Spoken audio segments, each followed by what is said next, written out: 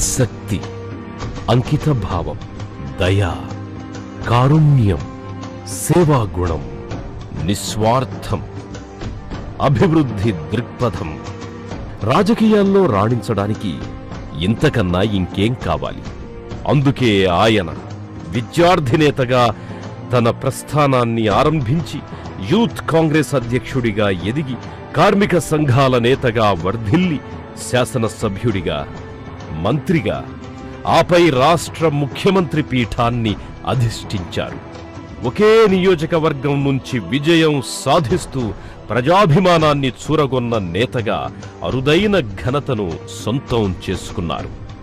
50 ఏళ్ల సుదీర్ఘ రాజకీయ జీవితంలో అవినీతికి ఏమాత్రం తావివ్వని నేతగా రాణిస్తూ రాజకీయాలకే కొత్త నిదర్శనంగా నిలుస్తూ అలుపెరగకుండా సాగుతోన్న ఆయన మరెవరో కాదు, పచ్చటి ప్రకృతి అందాలతో అలరారే రాష్ట్రానికి నిష్కళంక నాయకత్వ శోభను జతచేస్తూ నీతిమంతమైన పాలనను అందిస్తోన్న ఆయనే కేరళ ముఖ్యమంత్రి ఉమన్ చాండీ.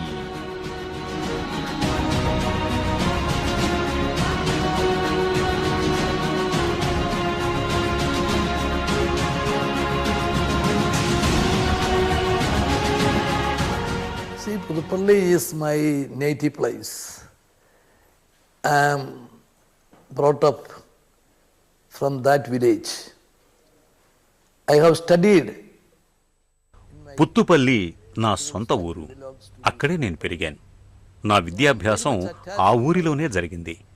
నా ఊరితో, నియోజకవర్గంతో నాకు ఎంతో అనుభవం ఉంది. I have contested 10 times from the same constituency. That is my native constituency, Puduppally. నేను ఇప్పటి వరకు 10 సార్లు పోటీ చేశాను. అలాగే పోటీ చేసిన ప్రతిసారి గెలిచాను. కాబట్టి నాకు మా ఊరు, ఆ నియోజకవర్గం అంటే చాలా ఇష్టం. అక్కడి వారితో నిరంతరం సంబంధాలు కలిగి ఉంటాను.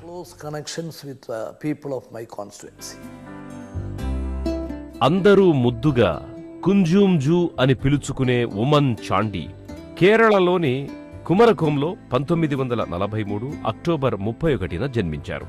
తండ్రి పుతుపల్లి వల్లకలిల్ కేవో చాండీ ఉపాధ్యాయుడు. తల్లి పేరు కేవో బేబీ. ఉమన్ చాండీ తాత కాంగ్రెస్ పార్టీ నేత, శాసనసభ సభ్యుడిగానూ పనిచేశారు. ఆయన గుణాలే చాండీకి అబ్బినట్టున్నాయి. ఆయన పుతుపల్లిలోని అంగడి ఎండి లోయర్ ప్రైమరీ స్కూల్లో ప్రాథమిక విద్య పూర్తి చేశారు.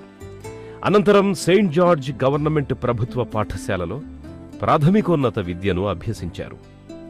హైస్కూల్లో చదువుతున్న సమయంలోనే చాండీ రాజకీయాల వైపు తొలి అడుగులు వేశారని అనుకోవచ్చు. అప్పట్లో ఈఎంఎస్ నమూద్రి ప్రసాద్ నేతృత్వంలోని కమ్యూనిస్టు ప్రభుత్వానికి వ్యతిరేకంగా నడుస్తోన్న ప్రజా ఉద్యమం ఆయనపై తీవ్ర ప్రభావం చూపింది. కేరళ విద్యార్థి సంఘం కేఎస్యు అధ్యక్షుడిగా ఎన్నో నిరసన ప్రదర్శనలకు నేతృత్వం వహించారు. కొట్టాయంలోని సిఎంఎస్ కాలేజీలో చాండీ కళాశాల జీవితం ఆరంభమయ్యింది. కాలేజీలో చేరిన తరువాత ఆయన విద్యార్థి రాజకీయాలను వదల్లేదు. పైగా మరింత ఉద్ధృతం చేశారు.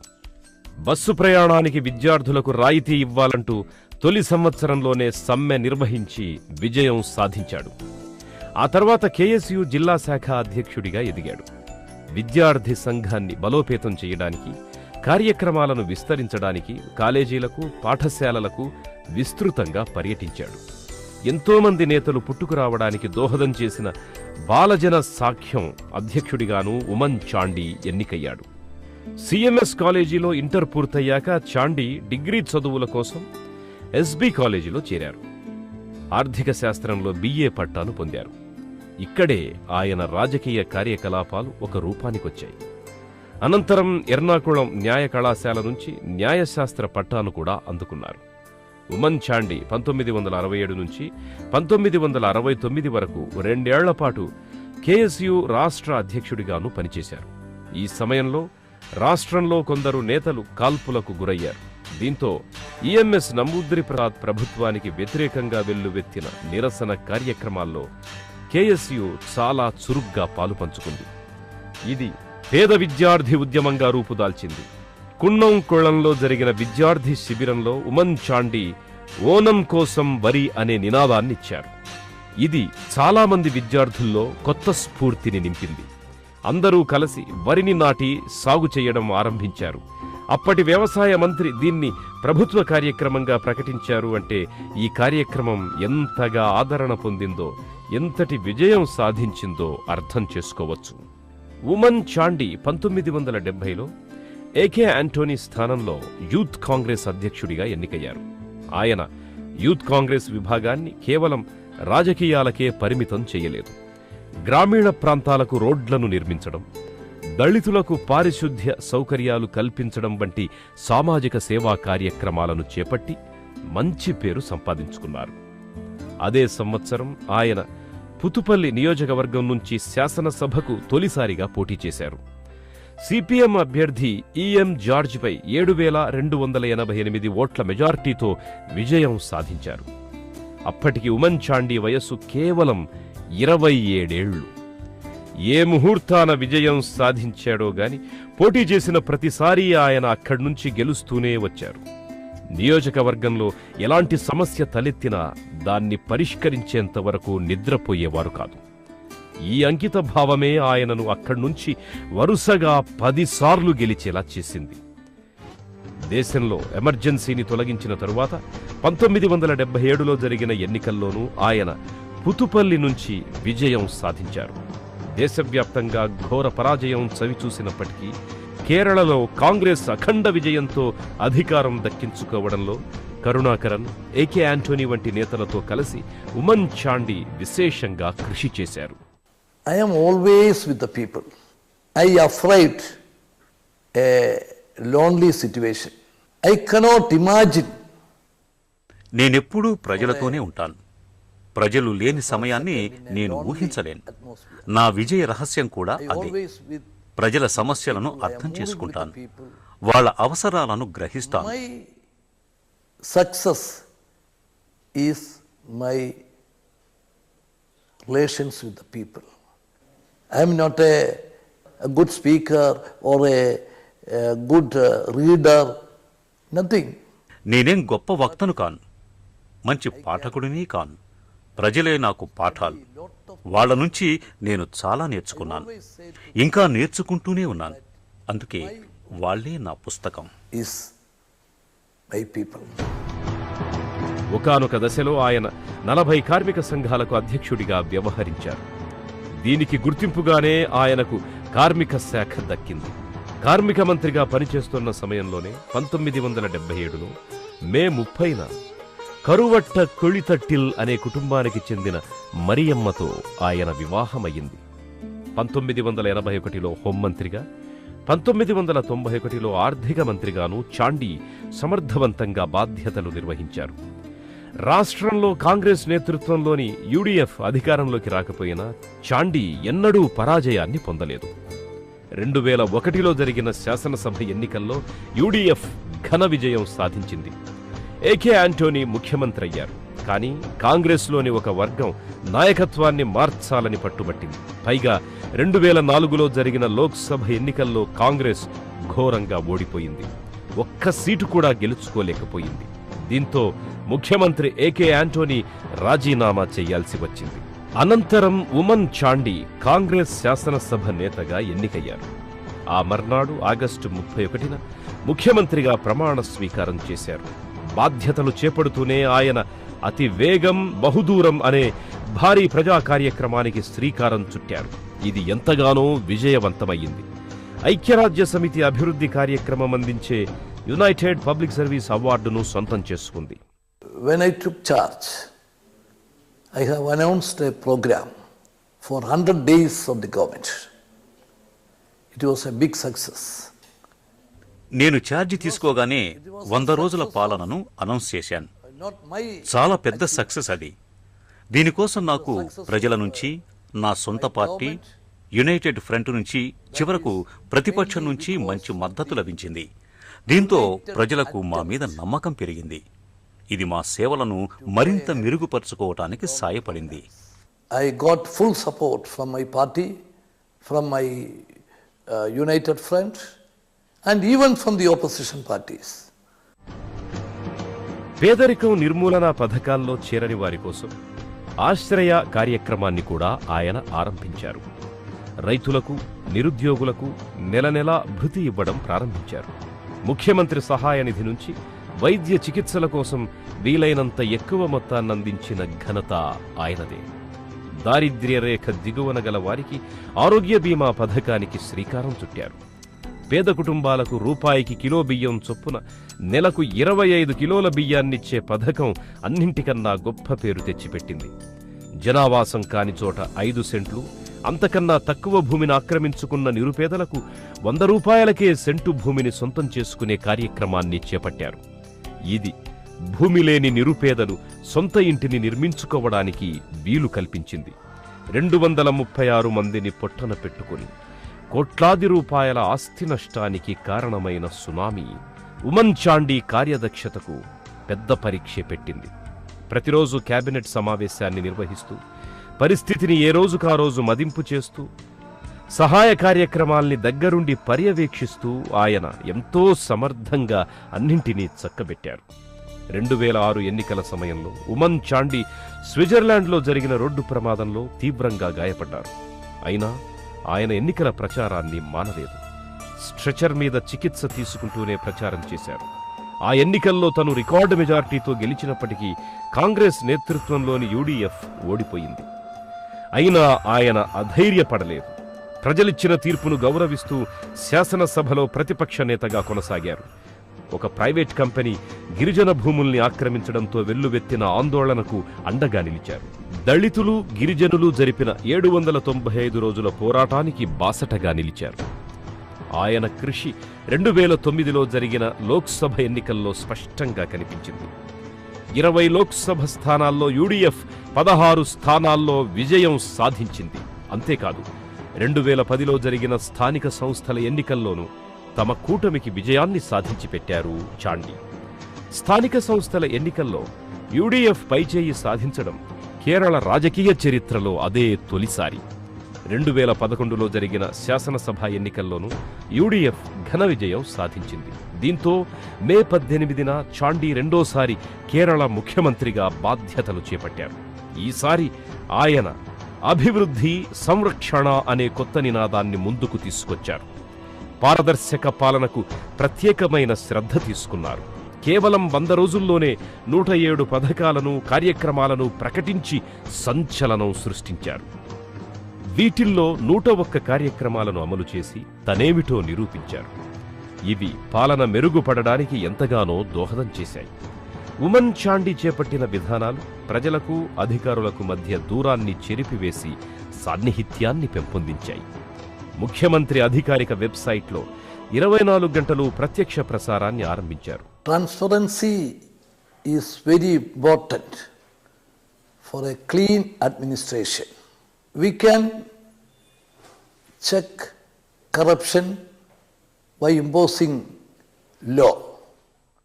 స్వచ్ఛమైన నిజాయితీ పాలనకు పారదర్శకత అనేది చాలా ముఖ్యం.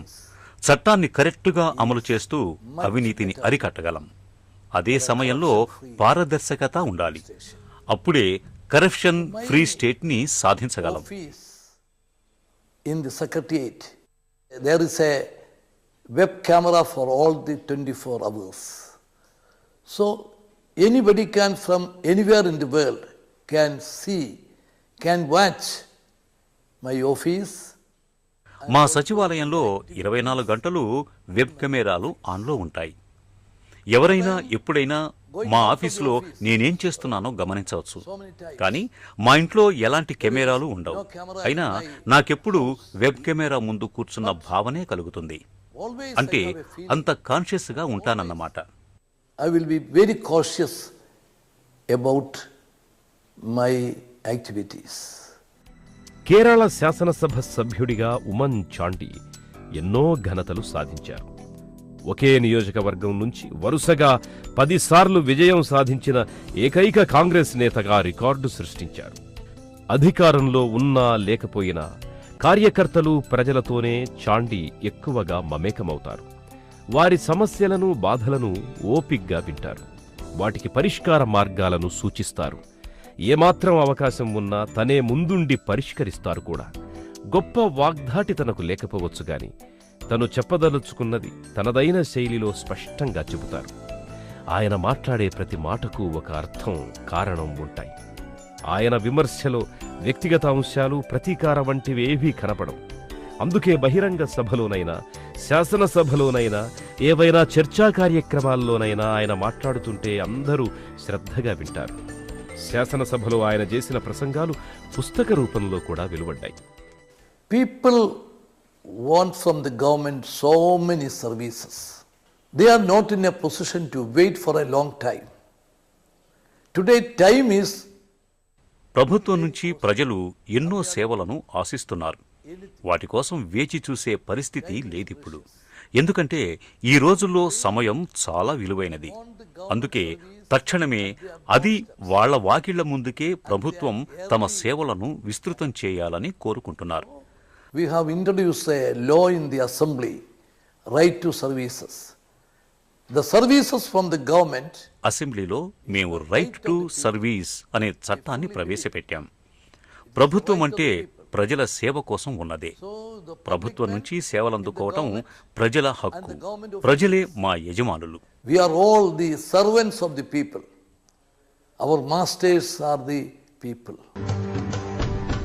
ప్రస్తుతం చాండీ వయస్సు 72 ఏళ్లు. ఇందులో సుమారు 50 ఏళ్లు విద్యార్థి ఉద్యమాలు, రాజకీయాలతోనే ఆయన జీవితం ముడిపడింది. చంద్రుడిలో మత్సల ఆయనపై ఒకసారి అవినీతి ఆరోపణలొచ్చాయి. కానీ అవేవీ నిలబడలేదు. కరుణాకరన్ హయంలో ఆర్థిక మంత్రిగా పనిచేస్తున్నప్పుడు జరిగిన పామోలివ్ నూనె దిగుమతి కుంభకోణంలో ఆయన పాత్ర ఉన్నట్లు ఆరోపణలొచ్చాయి. కరుణాకరన్ చనిపోయిన తరువాత ఈ కేసును మూసివేసినప్పటికీ 2011 ఎన్నికల సమయంలో తిరిగి వెలికితీశారు. కానీ ఇది ఎన్నికల ఫలితాలపై ఎలాంటి ప్రభావము చూపలేదు. చాండీ ముఖ్యమంత్రి అయ్యాక ఈ కేసుపై విచారణ జరుగుతున్న సమయంలో పదవి నుంచి తప్పుకోవడానికి సైతం అంగీకరించారు. కేసును న్యాయపరంగా, నైతికంగా ఎదుర్కోవాలని భావించారు. కానీ పార్టీ అధిష్టానం అందుకు అనుమతించకపోవడంతో ముఖ్యమంత్రిగా కొనసాగారు.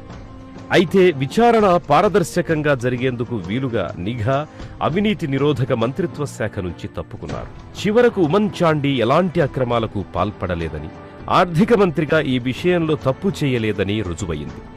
ఇలా ఆయన నిష్కళంకత్వం లోకానికి వెల్లడయింది. కుత్సిత రాజకీయాలంటే ఉమన్ చాండీ అసహించుకుంటారు. అభివృద్ధి కార్యక్రమాల విషయంలో ప్రతిపక్ష పార్టీలను చిన్నచూపు చూడడం ఆయనకు ఇష్టముండదు. ఇతర పార్టీల నేతలు సర్పంచులుగా వ్యవహరిస్తోన్న పంచాయతీలను ఆయన ఎన్నడూ నిర్లక్ష్యం చెయ్యరు. అన్ని విషయాల్లోనూ సహకరించేందుకు నిరంతరం ముందుంటారు. ఈ సుగుణాలే ఆయన విజయానికి వెన్నంటి నిలుస్తూ వస్తున్నాయి. సమస్యలను, కష్టాలను అర్థం చేసుకోవడం హృదయానికి సంబంధించిన విషయం. కానీ వాటికి స్పందించి సానుభూతితో వ్యవహరించడం మనసున్న వారికే సాధ్యం. అలాంటి మంచి మనసున్న వ్యక్తి కావడం వల్లనే ఉమన్ చాండీ రాజకీయాల్లో విశిష్టమైన నేతగా గుర్తింపు పొందారు. ఎవరికి ఎలాంటి కష్టమొచ్చినా వెంటనే స్పందించడంతో పాటు చేతనైనంత సాయం చేయాలనే ఆయన గుణం ఎందరికో స్ఫూర్తి. I am very satisfied with my activities. See, I am getting the satisfaction when the people are happy. నా పనులు నాకు చాలా సంతృప్తినిస్తాయి. నా పనుల పట్ల ప్రజలు సంతృప్తిగా ఉన్నారంటే చాలు కదా. నా హోదా, నా భవిష్యత్తు గురించి నాకెప్పుడూ చింతలేదు. నా పాలనలో ప్రజలు సంతోషంగా ఉండటమే నా ఆనందం. My mental satisfaction I am getting always